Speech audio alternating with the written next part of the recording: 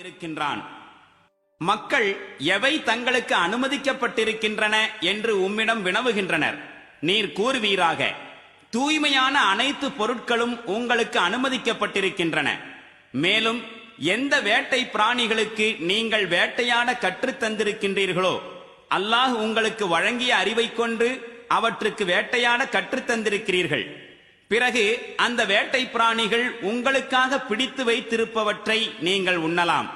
ஆயினும் அவற்றின் மீது அல்லாஹ்வின் பெயரை உச்சரியுங்கள். இன்னும் அல்லாஹ்வின் சட்டங்களுக்கு மாறு செய்ய அஞ்சுங்கள்.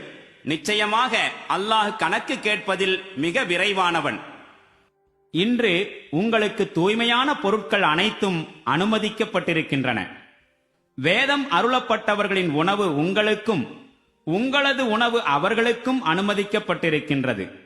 மேலும் நல்லொழுக்கமுள்ள பெண்கள் உங்களுக்கு அனுமதிக்கப்பட்டவர்களே. அவர்கள் ஈமான் எனும் இறை நம்பிக்கை கொண்ட சமுதாயத்தை சார்ந்தவர்களானாலும் சரி, உங்களுக்கு முன்னர் வேதம் அருளப்பட்டவர்களின் சமுதாயங்களை சார்ந்தவர்களாக இருந்தாலும் சரி. ஆனால் அவர்களுக்குரிய திருமண கொடையாகிய மகரை கொடுத்து அவர்களை திருமணம் செய்து கொண்டு அவர்களின் பாதுகாவலர்களாய் நீங்கள் திகழ வேண்டுமே தவிர அவர்களுடன் விபச்சாரத்திலோ கள்ளக்காதலிலோ ஈடுபடக்கூடாது. மேலும் எவன் ஈமானின் வழியில் செல்ல மறுக்கின்றானோ அவனது வாழ்வின் அனைத்து செயல்களும் வீணாகிவிடும். மேலும் அவன் மறுமையில் பேரிழப்புக்கு ஆளாவான். இறை நம்பிக்கை கொண்டவர்களே, தொழுகைக்காக செல்லும் போது உங்கள் முகங்களையும் முழங்கைகள் வரை உங்களுடைய கரங்களையும் கழுவிக் கொள்ளுங்கள். இன்னும் உங்களுடைய தலைகளை நீரால் தடவிக்கொள்ளுங்கள். மேலும் உங்கள் கால்களை இரு கணுக்கால்கள் வரை கழுவிக் கொள்ளுங்கள். மேலும் நீங்கள் ஜுனுபாலி எனும் குளிப்பு கடமையான நிலையில் உள்ளவராக இருந்தால் குளித்து துப்புரவாகி விடுங்கள். ஆனால் நீங்கள் நோயாளிகளாகவோ பயணத்திலோ இருந்தால் அல்லது உங்களில் எவரேனும் மல ஜலம் கழித்துவிட்டு வந்திருந்தால் அல்லது பெண்களை தீண்டியிருந்தால் தண்ணீர் கிடைக்காத போது தூய்மையான மண்ணை பயன்படுத்துங்கள். அதில் உங்கள் கரங்களை பதித்து முகங்களிலும் கரங்களிலும் தடவிக்கொள்ளுங்கள். உங்கள் வாழ்க்கையில் எந்த சிரமத்தையும் உண்டு பண்ண அல்லாஹ் விரும்பவில்லை. ஆயினும் உங்களை தூய்மை செய்யவும் உங்கள் மீது தனது அருட்பேற்றை நிறைவு செய்யவுமே அவன் விரும்புகின்றான். இதனால் நீங்கள் நன்றி செலுத்தக்கூடியவர்களாய் திகழக்கூடும். இன்னும் அல்லாஹ் உங்களுக்கு வழங்கிய அருட்பேற்றினை நினைத்து பாருங்கள். மேலும் உங்களிடமிருந்து அவன் பெற்றுக்கொண்ட உறுதிமொழியை மறந்து விடாதீர்கள்.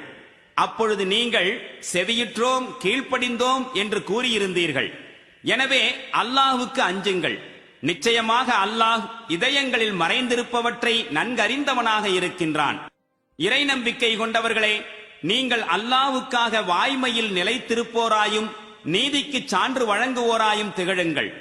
எந்த ஒரு கூட்டத்தார் மீதும் நீங்கள் கொண்டுள்ள பகைமை உங்களை நீதியிலிருந்து பிறழச் செய்துவிடக்கூடாது.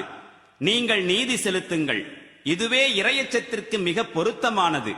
அல்லாஹ்வுக்கு அஞ்சி செயலாற்றுங்கள்.